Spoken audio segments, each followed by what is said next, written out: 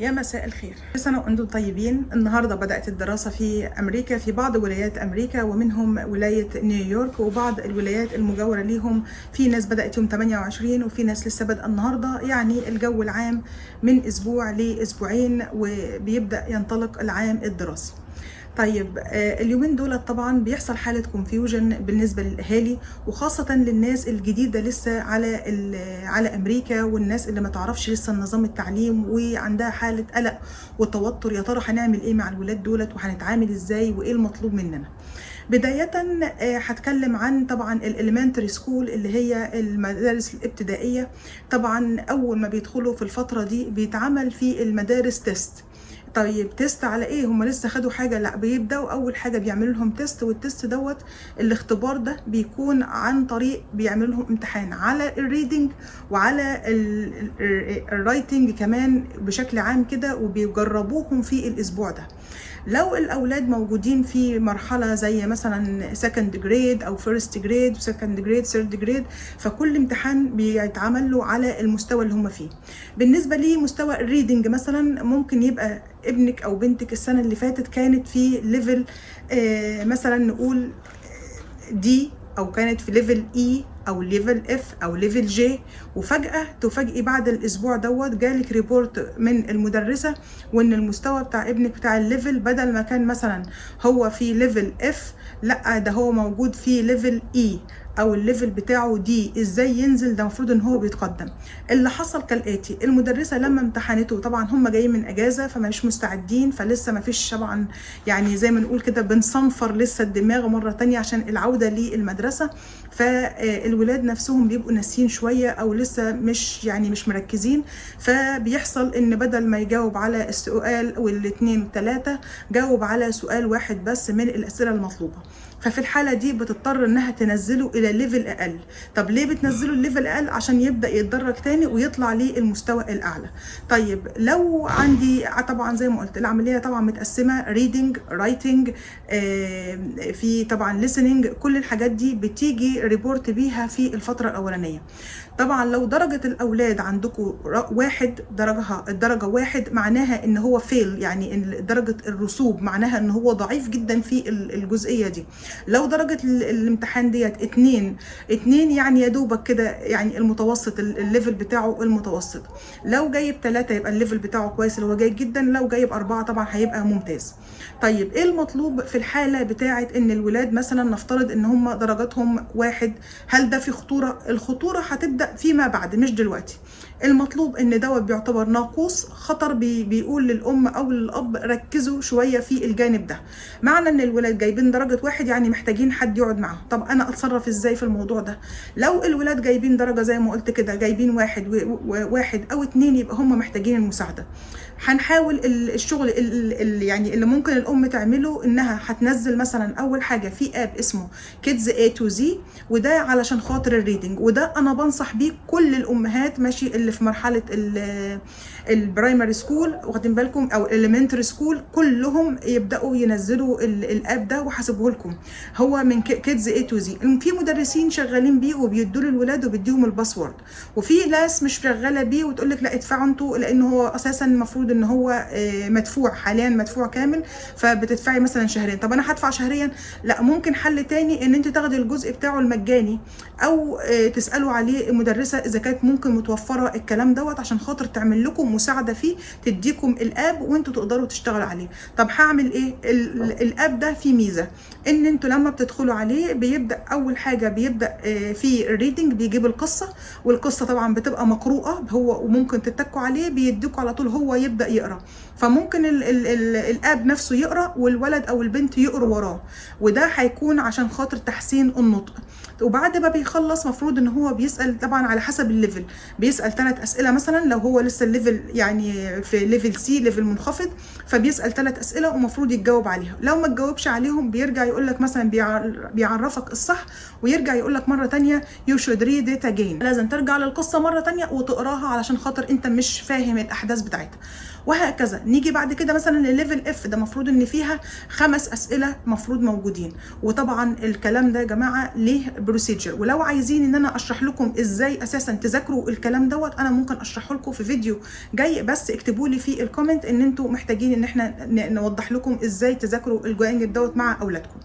طبعا لو نفس المشكله ديت لو في الماس، اذا انتوا طبعا بالنسبه للماس محتاجين طبعا برضو تقعدوا مع الولاد.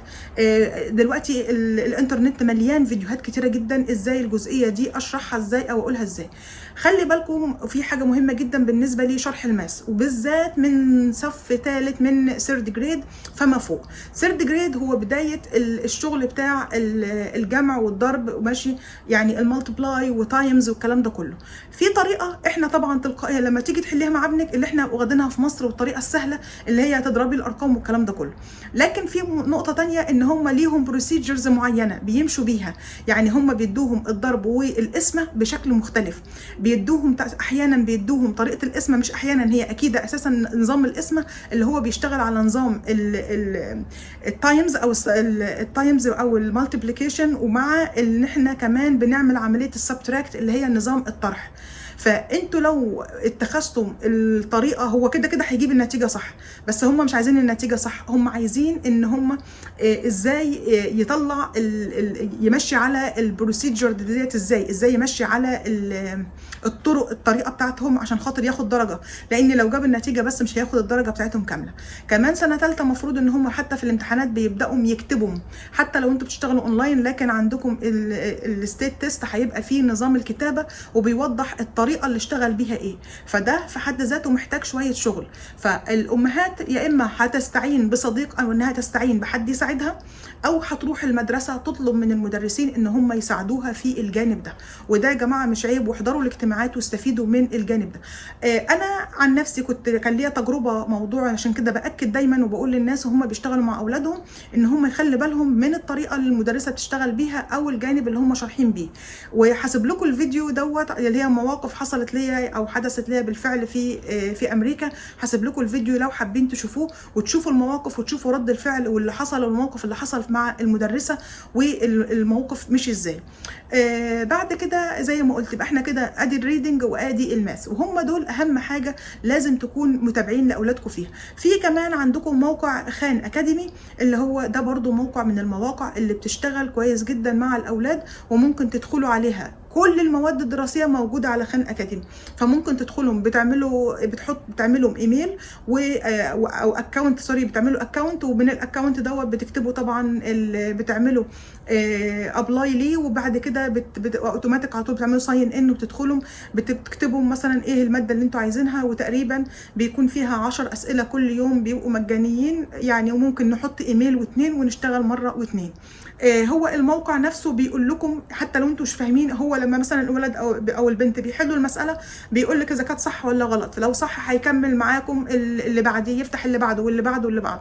لو حصل خطا اكتر من مره بيبدا يرجعه مره ثانيه لنفس النقطه لحد ما يعمل باس لهذا الجزء. فهو ممتاز جدا، وزي ما قلت لكم ده كمان للمرحله الاولانيه. فممكن اي درس ممكن تحطوه على خان اكاديمي، تكتبوا العنوان بتاعه وهيطلع لكم اللي انتوا طالبينه. ده برضو حاجة تانية. وفي كمان اي اكسل نفس النظام برضو، ده موقع تاني مفيد جدا للمذاكرة وان احنا نساعد اولادنا في بداية الدراسة من البداية. طبعا في ناس ممكن تطلب حد يساعدها، ممكن تبقى محتاجة توترينج، ممكن تروح المدرسة، لان المدرسة يا جماعة فيها حاجتين اتنين. وبعدين لما برضو ابنك او بنتك يقع في مشكلة لازم ترجعي للمدرسة، ما تاخديش رأيي انا لوحدي او ما تاخديش، لان كمان احنا عارفين ان المدارس مختلفه، ومن منطقه للتانيه المدرسه مختلفه ونظامها مختلف. فانتوا تستفيدوا عشان خاطر اولادكم يستفيدوا، يبقى لازم ان احنا نشوف المدرسه الاول هتقول ايه، الجو العام في المدرسه هيكون فيه ايه، هل في مساعده، لان في بعض الاحيان او يعني المدرسه اللي احنا كنا فيها كانت بتعمل مجموعات. نفترض ان الولاد مثلا عندهم ضعف في الريدنج، فالمدرسه بتاخد مثلا 4 أو 5 مع بعضهم كده، تبدا تشتغل معاهم، تعمل لهم جروب، والجروب ده تبدا تعمل تقرا تقرا له وتبدا يعني تقول له الحروف وتعدل له النطق والبروننسيشن بتاعه والكلام ده كله. فبيبدا. وبعدين نفس المجموعه دي ليها مثلا بتحضر يومين في الريدنج ده او في الريدنج، ونفس المجموعه دي بتتبدل. المجموعات ممكن تتبدل، لان في اولاد مثلا بيبقوا شاطرين جدا في الماس بس عندهم نقطه ضعف في الريدنج او في الكلام ده كله، فالمدرسه بتعالج النقطه دي. طب والمجموعه الثانيه بتبقى مثلا في الماس، ممكن يبقى الولد او البنت مشتركين في الاثنين، ضعاف في الاثنين، فمحتاجين الاثنين، فالمدرسين بيبدلهم علشان خاطر يقدروا يكون في تحكم ليهم ويقدروا يساعدوهم. في كمان برنامج الافتر سكول، وده بيكون من المدرسه غير الافتر سكول المدفوع، ده ما يكون من المدرسه ان هم بيعملوا لهم مثلا برضو يومين في الاسبوع، بيكونوا محددين لهم لكل صف مثلا يعني كل جريد مثلا ليه يومين، فعلى حسب بقى الجدول اللي هينزل للمدرسه وتشاف الموضوع ده. ممكن ترجعوا ليه كمان الريدنج كوتش او الماس كوتش، ودولت ناس مهمين جدا موجودين في المدرسه، وممكن اي حد محتاج يسال على اي حاجه في تخص المادتين دولت بيرجعوا. لو في مشكله معينه فانتوا لازم ترجعوا للاوفيس، بتاخدوا ميعاد من الاوفيس مثلا ان انتوا تقابلوا المدرسه وتشوفوا الكلام ده. المطلوب مننا ان احنا دايما يبقى في كونكت بيننا وبينهم، لازم عمليه الكونكشن ديت تكون متواصل، هي عمليه التواصل بين المدرسه وبين الطلبه، وخاصه في المرحله الابتدائيه لانها بتكون بدايه المرحله اللي بنقدر نركز عليها ونقدر نكمل. يعني الاهتمام كتير بيكون جدا موجود في المرحله الابتدائيه، فحاولوا تستفيدوا منها. نفس الكلام بعد كده بقى في مرحله برضو الاعدادي، برضو ممكن لو في نفس القصه، نفس خان اكاديمي هتستخدموه، اي اكسل هتستخدموه، كل البرامج المتاحه موجوده للاستفاده منها، بس الواحد يحدد هو عايز يعمل ايه ومن هذا المنطلق هيبدا يشوف. طبعا كمان نزلوا دايما لو في كلاس دوجو، نزلوا الكلاس دوجو دوت لو المدرسه عندها علشان تتابعوا اولادكم، تتابعوا الهوم ورك كل يوم. بلاش ولادكم يروحوا المدرسه من غير ما يعملوا هوم ورك، اللي ما انتش فاهماه اسالي عليه، واللي مش فاهمينه نسال ونرجع تاني للمدرسه، المدرسه هتشرحه. ولما تكون في جزئيه احنا مش قادرين نوصلها لاولادنا بطريقتنا، يبقى في الحاله دي المدرسه اللي هتقوم بهذا الدور وتعمله. يعني حاولوا دايما يكون في دايما اتصال بينكم وبينهم، ويكون دايما علاقتنا بيهم كويسه علشان يحسوا ان احنا دايما مهتمين باولادنا، عشان دوت شيء ضروري وضروره للتعامل مع المدرسه. يا رب اكون فدتكم، وحاسب لكم المواقع ديت في صندوق الوصف عشان خاطر ان انتوا تدخلوا عليها وتستفيدوا بيها، وربنا يوفق يا رب الجميع، واشوفكم في فيديو جديد ان شاء الله.